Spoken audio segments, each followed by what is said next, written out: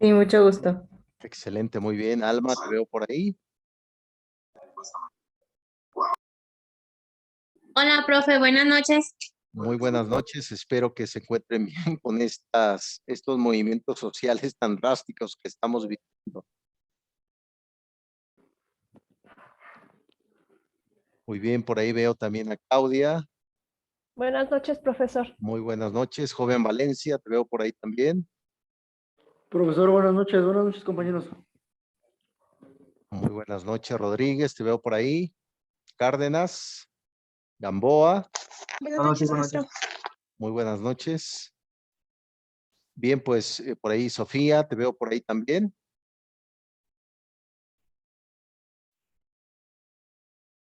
Bien, jóvenes, pues damos inicio a nuestra primera sesión sincrónica.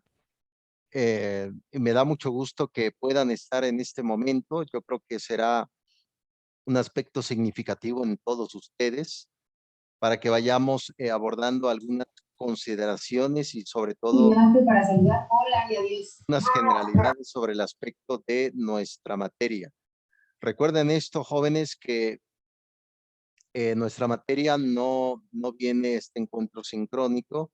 Muy buenas noches, Claudia, te veo por ahí. Pero fue decisión mía de hacer un encuentro para que ustedes de qué va de nuestra materia y sobre todo para que tengan esa visión de cómo ir entregando las actividades. Por lo tanto, nuevamente, bienvenidos jóvenes. Voy a proyectar ahorita unas diapositivas para que podamos ir viendo. Para la siguiente, porque vamos a tener otros encuentros sincrónicos, vamos a tener ya una clase, ¿no? Vamos a ver algunos paradigmas educativos. Vamos a ver un poco a Ferrer con la escuela activa del siglo XIX. Vamos a ver un poco con la epistemología genética de qué es constructivismo, que tiene mucho que ver con la autonomía del aprendizaje, que ahorita vamos a definir que no es ser autodidacta, tiene otra perspectiva distinta, ¿no? Entonces lo vamos a abordar ahorita el punto. Por ahí también en algunos de ustedes les hice mención, así como a grandes rasgos por mensaje de voz, sobre el concepto de los niños salvajes que actualmente existen y se ha aparecido a partir del siglo XVIII. Claro está que si ustedes le echan un vistazo a las crónicas, de hecho hay un libro que se lo recomiendo ampliamente, que se llama Historia de la Infancia del profesor Buenaventura Delgado, editorial Ariel. Y ustedes se darán cuenta cómo va el ámbito de la autonomía a raíz de la historia de la educación de la infancia. Usted le echan un vistazo, por ejemplo, a la Torá judía, van a ver, por ejemplo, Moisés era un niño huérfano. Ven el mito griego, Aquiles, el propio Homero describe la Ilíada de la Odisea, ven también cierto ausentismo de la niñez. Por lo tanto, ahorita vamos a definir que en efecto, cuando hablamos de autonomía, tenemos que hablar del aspecto social, tenemos que hablar del aspecto que nos involucra y nos contagia del otro.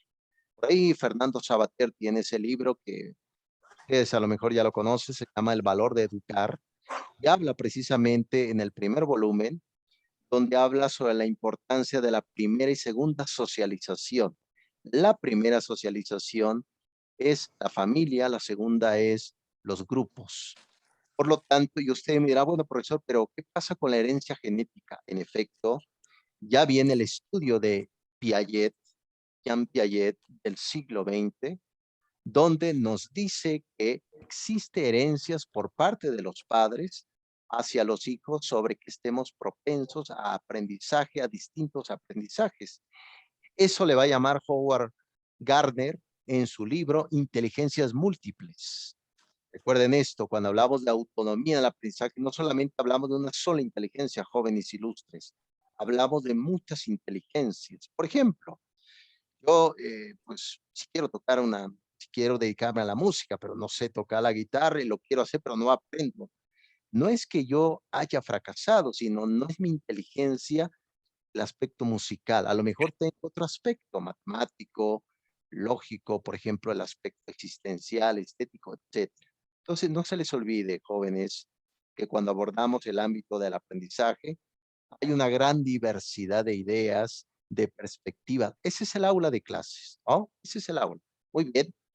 Sean bienvenidos nuevamente. Soy el doctor José Cruz. Soy filósofo mexicano. Tengo maestría en filosofía. Tengo doctorado en educación. Tengo también escritos. Escribí por ahí un libro también sobre Platón. Soy lector, me gusta la lectura y sobre todo me gusta el aprendizaje y estar con todos. Entonces, vamos a ir poco a poco ahondando en nuestra materia. Cualquier duda, con gusto. Joven Rosendo por ahí, joven Valencia. Cualquier circunstancia que digan con gusto, pueden ustedes, oye, profesor, yo tengo esta duda, sin ningún problema. ¿Sale? Vamos a ahondar entonces. Gracias. Sí, es un gusto, joven ilustre. Muy bien, Valencia. Bien, vamos a ver qué es la esencia de la materia y vamos a ver también el APA 7 a grandes rasgos, cómo se debe citar correctamente. Muy bien, voy a compartir la... Recuerden que nada más tenemos 40 minutos de cada sesión, entonces vamos a tratar de que sea pues 2 sesiones de 40 minutos. Que por cierto, les digo un secreto, esta computadora es de mi esposa, me lo prestó por un tiempo acordado, entonces hay que meterle velocidad, jóvenes, ¿eh? Hay una fuerza mayor que me supera, ¿no? Que es precisamente mi esposa. Muy bien, vamos a ver nuestra materia. Está escrita por tópicos. Recuerden que la palabra tópicos significa en griego argumentaciones. Esa es una palabra muy aristotélica. Aristóteles fue un griego que fundó el Liceo y a sus alumnos le llamaban los peripatéticos. Peripato significa paseo. Por lo tanto, este tipo de caminar, que ahí viene la palabra vocación, que ahorita lo vamos a ver en una de las sesiones, que significa movimiento. Vocación o motivación significa movimiento. Muy bien, vamos a ver entonces de qué va nuestra materia. Vamos a ver los objetivos. El objetivo general, vamos a analizar la importancia de la autonomía. Sobre todo, recuerden esto, jóvenes ilustres. Por cierto, ¿de qué carrera son, jóvenes? ¿Administración? ¿Contabilidad? Contaduría y finanzas, profesor. Ah, excelente, muy bien. Profe, se está cortando mucho. Sí, ha de ser tu internet, yo creo, Castro. Yo lo escucho bien, profe. Sí, Sí, se escucha bien, profe. Yo también lo escucho bien. yo creo que es el pan de cada día, ¿no? Con el internet hemos hecho, no, Castros, yo creo que es el pan de cada día, no, sin duda. En efecto, muy bien. Entonces, por ahí van en esta carrera ustedes, ¿no? Un poco de administración, contaduría, ¿no? Correcto. Sí, Excelente. profe. Muy bien, jóvenes. Recuerden esto. Cuando abordamos el tema de la autonomía, no es propiamente educativo. Recuerden esto, no es propiamente educativo. La mayoría de las teorías que envuelven el ámbito educativo muchas veces tienen el ámbito de la administración. Por ejemplo, el propio Drucker, que fue el filósofo de la administración del siglo XX, él fue uno de los creadores del concepto de proyectos, ¿no? Que actualmente se maneja y es una de las grandes estrategias de la autonomía, la educación basada en proyectos. Por lo tanto, vean que todo tiene un sinfín de circunstancias y tienen un aspecto mutuo en esta connotación. Por lo tanto, vamos a analizar precisamente qué es la autonomía y les voy a dar algunas estrategias que ustedes puedan utilizar en su día a día, donde quiera que se encuentren. Deduzco precisamente por lo que observo es que estamos en una parte andragógica. Esta es una educación de adultos, pero sin duda no se pierda de vista precisamente que la educación siempre será joven. Ilustres estudiantes, la educación siempre será joven, tendrá muchos aires de juventud. Por lo tanto, ustedes son jóvenes para mí, o son unos chiquillos, ¿no? Bien, ese es precisamente el objetivo a grandes rasgos. No pierdan de vista, ilustres, el calendario de actividades. Como pueden ver, y lo comentó San Agustín de Hipona, siglo V después de Cristo, comentó precisamente el proceso del tiempo. Si usted me dice que es el tiempo, no lo sé, pero si no me lo pregunta, sí lo sé, decía San Agustín. Pues precisamente el tiempo es esto, el módulo 3. Ahora, el lunes tienen que entregar ustedes la actividad número 2, que es el análisis de caso 1. Ahorita lo voy a explicar qué requiero y cómo lo deben de entregar. ¿De qué va el análisis de caso 1? Y ahí viene ya la actividad número 3, 6 de diciembre, que viene ya el preproyecto. No pierdan de vista este tópico, el preproyecto. Y precisamente ya la unidad, la semana 4 viene el 6 de diciembre y la semana 5, pues va a ser el 13 de diciembre. Prácticamente para los que son creyentes estamos ya en el ocaso de esa natividad, pero para los que no, pues estamos en el ocaso del fin de año. Eso es precisamente, no pierdan de vista el calendario, jóvenes ilustres. Muy bien, bien. Voy a hacer un poco de reminiscencia. Recuerden que la palabra reminiscencia significa en griego volver a recordar. Esa es una frase del propio Platón. Recuerden que Platón, él decía que no venimos a aprender, venimos a recordar lo que ya sabemos. Eso es reminiscencia. Entonces, si me ven que yo expreso la palabra reminiscencia, significa que estoy volviendo a recordar algo. Por lo tanto, la primera semana ya lo entregaron. Precisamente, ¿de qué se trató? Se trató de algunas connotaciones, sobre todo en el aspecto de ir viendo qué es la autonomía, el aprendizaje, de dónde surge. Eso es importante no perder de vista cuando hablamos de seres o entes, como se dice en filosofía. No hay que perder de vista que individuo significa indivisible. Ese individuo está ahí, pero no está solo en el mundo, está con los demás. Hay por ahí un libro del propio Emmanuel Levinas, un educador francés que tiene un libro que se llama Totalidad e Infinito, donde describe que cuando existe un otro, también existe un oprimido. Yo puedo decir, y le podemos decir a Levinas, que cuando existe un otro, también existe un otro educativo. Esa es precisamente la forma como me puede ayudar para poder intercambiar el diálogo. Recuerden, a nivel antropológico, el lenguaje, si no existe un otro, puede desaparecer. Vean las historias, por ejemplo, por ahí una de sus compañeras me hizo un citado de Rousseau, del Emilio de 1761, donde Rousseau dice que la sociedad corrompe al sujeto. Vean la frase que describe en el contrato social Rousseau, que dice: el sujeto nace libre, pero la sociedad lo corrompe. No, pero ahora sabemos muy bien que es muy difícil poder vivir en solitario. Precisamente aquí, en la primera semana que ustedes ya me enviaron la actividad que ya les califiqué, venía este gran debate, donde la parte innato, muy René Descartes, el francés del siglo XVII, en su libro Discurso sobre el método, dice así: cogito ergo sum, pienso, luego existo, decía René Descartes. Él apoyaba, al igual que Platón, con las ideas innatas. Si eso es verdad, por lo tanto, podemos decir que el autoaprendizaje es innato. Todos podemos tener autoaprendizaje, pero como les dije, recuerden los niños salvajes que actualmente existen. Vean el caso de estas niñas encontrado en la India en el siglo XX. Eran gemelas y vivían como animales. Entonces dice, y uno reflexiona, bueno, profesor, si la autonomía es algo innato, se nace con ello, porque estas niñas no pudieron ser autónomas. No se puede, porque para codificar, para decodificar el ADN educativo, necesitamos precisamente de los otros. ¿Y ese otro quién es? El docente, la escuela, los pares de familia. Recuerden esto, no pierdan de vista el ámbito educativo. Y ahí va a venir otra de los grandes paradigmas del siglo XXI, las competencias, ¿no? Por lo tanto, podemos definir que la autonomía son capacidades adquiridas, aprendidas, distribuidas. Eso es la autonomía en el aprendizaje.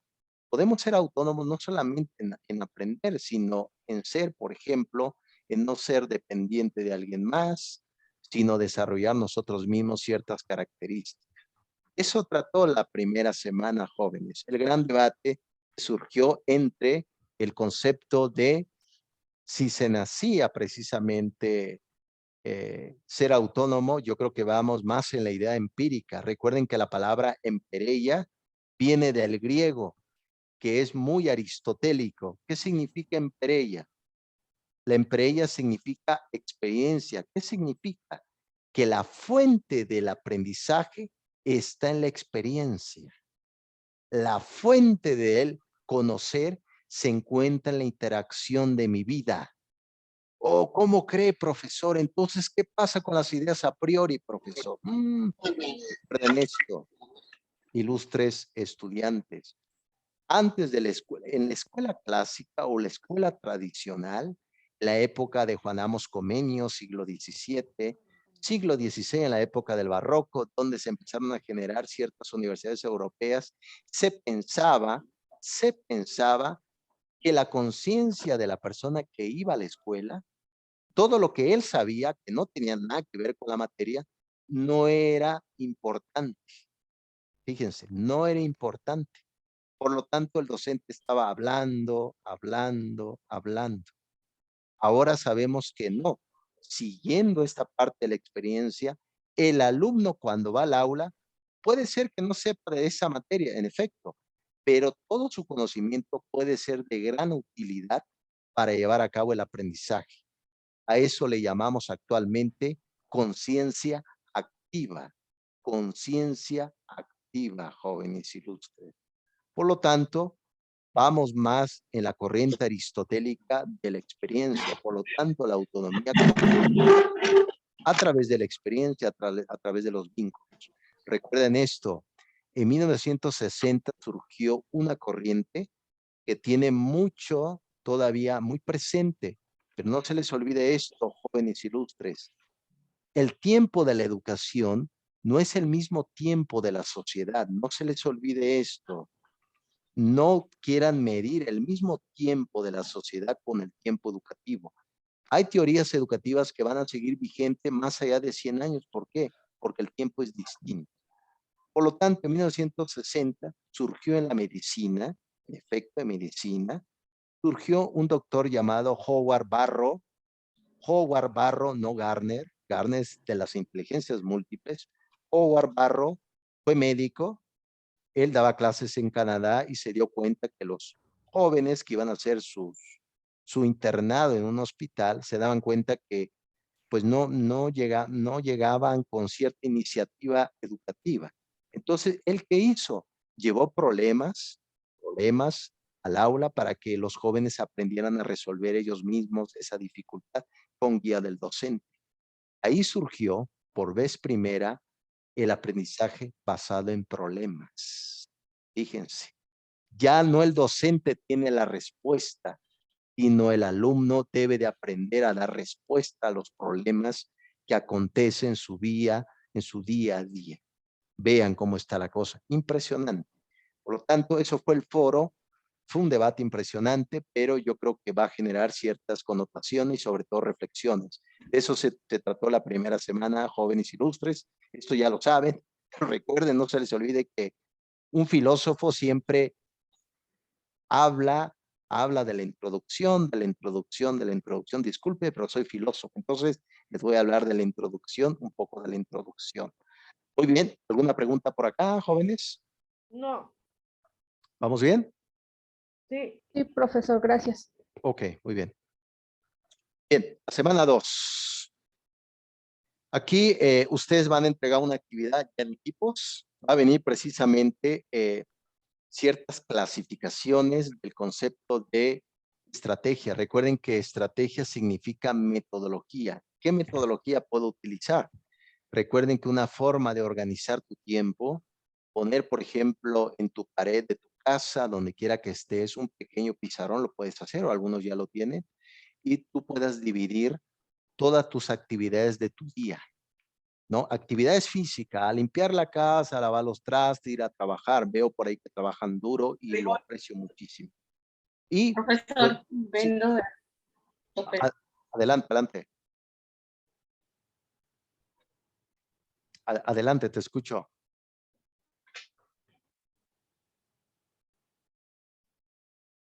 Sí, adelante, apreciable estudiante, te escucho.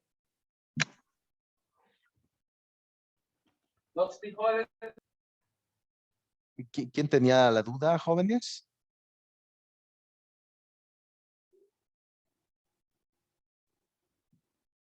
Dice que en latín la palabra mora voci significa voces vacías. Yo creo que estamos en un poco de voces vacías, ¿no, jóvenes? ¿no? Lo que significa mora bochis, ¿no? Bien, espero que siga ahí la alumna para la duda. Con gusto, bienvenida por ahí, Vargas. Bien, la semana 2 viene, como les he comentado, este tipo de pensamiento, lenguaje, inteligencia. Recuerden muy bien, no se les olvide esto. Dentro de lo que nos comentó, hay un profesor de Harvard, psicólogo. Bueno, usted a lo mejor ya lo revisaron. El libro se llama Inteligencia Emocional. Es uno de los nuevos paradigmas que ayudan precisamente a entender de qué va la autonomía del aprendizaje. La inteligencia emocional es precisamente antes de tomar una decisión apresurada, debemos de analizar bien cuáles son las causas que me pueden favorecer este aspecto y me pueden dar ciertas perspectivas de mejora. Recuerden que la mayoría de las equivocaciones que hacemos, lo hacemos en un momento de estrés, en un momento desesperado, en un momento de furia. Cuando pasa esa furia, dices tú, ¿qué hice? ¿No? Por lo tanto, eso es importante, no lo olviden, cuando hablamos de pensamiento. Pero usted dirá, oye, profesor, pero me recuerda a Vygotsky. En efecto, Vygotsky fue un psicólogo ruso. Publica en 1935 un libro que lo hizo muy famoso, se llama Pensamiento y Lenguaje, que precisamente tiene que ver con lenguaje. Para Vygotsky, el aprendizaje primero se hace social y luego lo interioriza el sujeto. Para el propio Vygotsky, la interacción y las emociones personales tienen que ver con el aspecto social. Vean, a veces cuando estamos en el ámbito laboral, a veces influyen las personas en nosotros mismos que a veces nos puede generar ciertas debilidades o ciertas formas. Por lo tanto, en la semana número 2, ustedes van a analizar esta perspectiva del concepto precisamente de la propia inteligencia. Pero recuerden esto, no se les olvide, ilustres. La inteligencia no se basa solamente en resolver problemas matemáticos.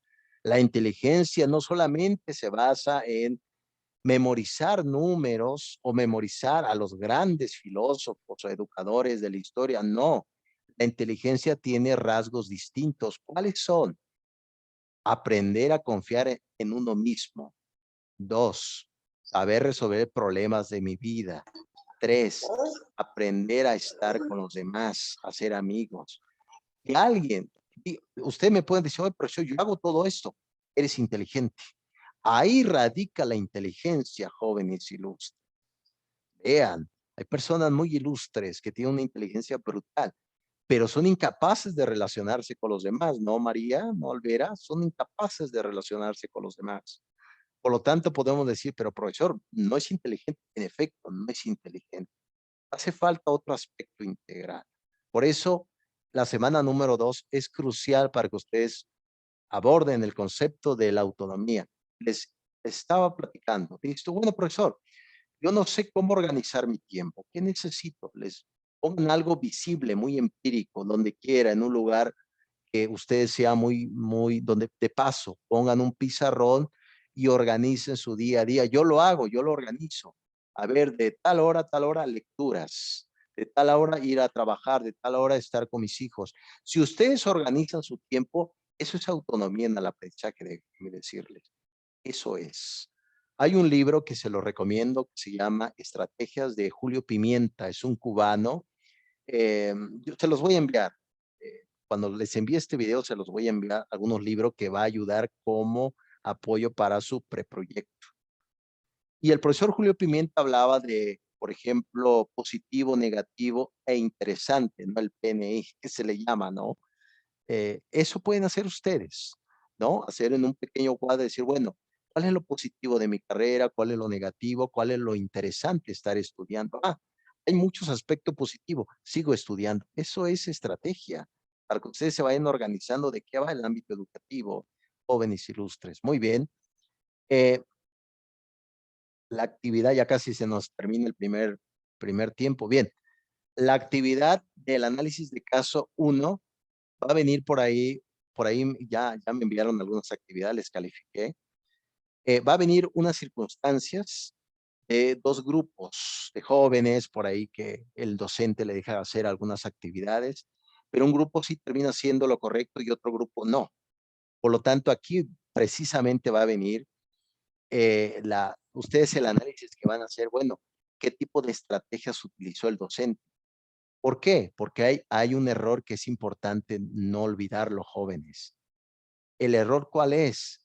Pretender medir pedagógicamente a todos por igual en el aula. Ese es el error que puede cometer un docente. ¿Por qué razón? Porque todos tenemos un proceso cognitivo distinto. Recuerden que la palabra cognitivo viene del latín cognoscere, significa llegar a conocer. Llegar a conocer. ¿Y cómo llego a conocer, profesor? Yo me gusta mucho trabajar manualidades, profesor. Excelente. Yo mejor observo, profesor. A mí me gusta escuchar, pero estoy viendo mi celular, ¿no? Típico, el alumno mirando su celular, pero lo estoy escuchando, ¿no? Eso no hay que perder de vista, son formas de ir aprendiendo. Por lo tanto, en el análisis, adelante, Albert. Se basa, profesor, eso más o menos a la forma de aprender de cada alumno, ¿no? Hay alumnos que son auditivos, otros que son kinestésicos y otros que son visuales. Sin duda, tienes toda la razón, Olvera, sí. Eso es a eso se le llamamos epistemología, Olvera. Es decir, tú, por ejemplo, nos podemos preguntar, bueno, ¿cómo aprende Olvera, no? Exacto, anotando, ¿no? Es más como de hacer, ¿no? Lo más kinestésico, ¿no? De ir haciendo, ir construyendo, definitivamente. Sí, en efecto, si uno pretende evaluar a todos por igual, pues van a reprobar. Fíjense, hay casos de alumnos que participan en clase, están ahí, oye, profesor, yo. Y resulta que cuando se le hace un examen reprueban. Oye, ¿cómo si estabas participando? Sí, pero el examen no es adecuado a mí. Ese es el grave riesgo y el problema de la educación en esta época, en América Latina, en México, en tratar que un solo examen quiera medir todas las inteligencias, Olvera. ¿No? Yo aprendo distinto a ti. Yo ahorita tengo frío, tú me puedes decir, oye, profesor, yo tengo calor. Esa es la forma distinta de observar el mundo en esos matices distintos del aprendizaje. No lo olviden, profesores, no lo olviden, jóvenes licenciados. Esa diferencia es lo que nos lleva a lo que somos como sociedad. Muy bien lo comentaste, Olvera, diferentes formas, ¿no? De ir construyendo. Excelente, muy bien. Dale, pues, ese va a ser el análisis de caso 1. Recuerden cómo quiero esta actividad. Pero, oye, profesor, pero usted dice algo distinto a la plataforma. Sí, pero recuerden que nuestra institución educativa también le da autoridad al docente. Y somos partidarios del currículo flexible. Recuerden que el currículo significa camino del aprendizaje. Por lo tanto, necesito que esté en Arial número 12, interlineado 1,5 y justificado su trabajo. Debe tener una portada, una introducción de una cuartilla. En el desarrollo va las preguntas y las respuestas y una conclusión. Y al último de la conclusión viene la biografía complementaria. Sí necesito que me entreguen el trabajo en equipos, por favor. Si quieren hacer citado, ahorita lo vamos a revisar. Aquí traigo ya el APA 7, lo vamos a ver. Recuerden, la Biblioteca Digital UNIT tiene un apartado para hacer citas textuales. Ahí lo pueden hacer. De hecho, por ahí les envié un video donde lo pueden ustedes hacer en Google Académico. Ahí les da en automático cómo sacar la cita. Más pongan el nombre del texto y ahí lo pueden dar. Pero si usted dice, oye, profesor, pero no tiene autor. Si no tiene autor, lo pueden hacer de esta manera. Neo, entre paréntesis, 2021 y ponen el nombre del artículo. Muchos inclusive, ya nos queda 10 minutos, muchos inclusive ponían mi nombre, que está bien, pues pueden poner, por ejemplo, Cruz, ¿no? Primer apellido del autor y primer inicial del nombre Cruz, J, ¿no? 2021, etcétera. Lo pueden hacer sin ningún problema. Excelente, muy bien. Adelante, te escucho, Ilustre Benítez. Hola, profe, buenas noches. Buenas Había noches. comentado que era 1,15. 1,5. 1,5, ok. Es que en el mensaje que había enviado decía 1,15. Ah, sí, muy extraño. Si es así, me equivoqué. Lo siento mucho, Benítez, pero aquí lo correcto es 1,5, ilustre. Ok, Sí. ok, gracias, profe. Gracias a ti por hacerme esta corrección. Pues nos vamos construyendo. En efecto, es areal número 12, interlineal 1,5 justificado, para que ustedes ahí lo vayan viendo. Es decir, el profesor, ¿por qué razón? El interlineado, porque a mí me cuesta trabajo poder leer los párrafos juntos. No sé si ustedes han visto la editorial por Porrúa. Los libros son muy es difícil de leer, por eso son baratos los libros. Está dificilísimo de leer. Por eso, para que sea más ágil la lectura. Bien, excelente, muy bien. Eso va a tratar en el análisis de caso 1, va a venir dificultades. ¿Por qué razón ese grupo no llevó a cabo ese aprendizaje? ¿Qué pasó por ahí? Eso lo van a analizar, recuerden. Hay que observar bien la gran diversidad educativa, ¿no? Y fíjense, me viene a la mente a María Montessori. María Montessori fue una italiana que, claro, no fue la primera mujer que se tituló en medicina, luego estudió filosofía, antropología, etcétera. Ella funda una casa en 1909 llamada la Casa de Bambini. De hecho, ella tiene un libro que se llama Pedagogía Científica. La Casa de Bambini fue hecho para los pobres. Curiosamente, ahorita las escuelas Montessori cobran una colegiatura impresionante. Yo creo que Montessori estuviera, ¿qué pasa? No se hizo lo que yo quería, pero ella trabajaba algo interesante. La construcción del objeto. Recuerden que en epistemología, voy a citar a Immanuel Kant, el filósofo prusiano, dice, ojo, no se les olvide, el sujeto no posee toda la verdad. ¿Cómo cree, profesor? Sí. ¿Dónde está también la verdad? En el objeto. El objeto también nos ayuda a aprender. Cuando un salón de clases, un ejemplo, cuando un salón de clases está no hay espacios educativos, cuando un salón de clases no existe herramienta para aprender, va a ser muy difícil, aún con el esfuerzo del docente, aún con el esfuerzo del estudiante, llevar a cabo autonomía en el aprendizaje, porque debe de haber recursos. Y le llamó Richard Gerber en su libro, Crear hoy la escuela del mañana, espacios educativos. Espacios educativos. Eso es importante no perderlo de vista. ¿Y cuál es la dificultad, jóvenes? Observen en la pandemia. ¿Dónde tomaba clase un niño? En la cocina, en la sala, en su recámara, en lugares pequeños. Y usted dirá, oye, profesor, pero es adecuado para aprender. Claro que no es adecuado. No es adecuado para aprender. Esas son las dificultades que ha traído el COVID-19. Hasta ahora no tenemos un diagnóstico claro. ¿Qué va a pasar con la educación? ¿Qué va a pasar con eso? ¿Qué va a pasar con las carreras? Ojo, ahí puede salir un buen proyecto, ¿eh? Vayan pensando qué proyectos pueden entregar en autonomía del aprendizaje. ¿Cómo debemos de aprender, profesor, sin espacios educativos? Eso es importante, no perderlo de vista. El objeto también nos ayuda a aprender. Bien, voy a prisa porque creo que ya están un poco cansaditos, ¿no, Olvera? Ya. Sale pues. Ya Olvera, ya casi. Vamos a tomar un receso ahorita, jóvenes. Bien. ¿Alguna pregunta del análisis de caso 1, jóvenes? No, profesor, gracias. Todo bien. Ok, muy bien. Bien, aquí viene ya la semana número 3, el concepto precisamente de algunas, se podría decir, instrumentos, herramientas, piezas, etcétera, de autogestión. Recuerden esto, cuando hablamos de autonomía del aprendizaje, siempre vamos a hablar de la guía del docente.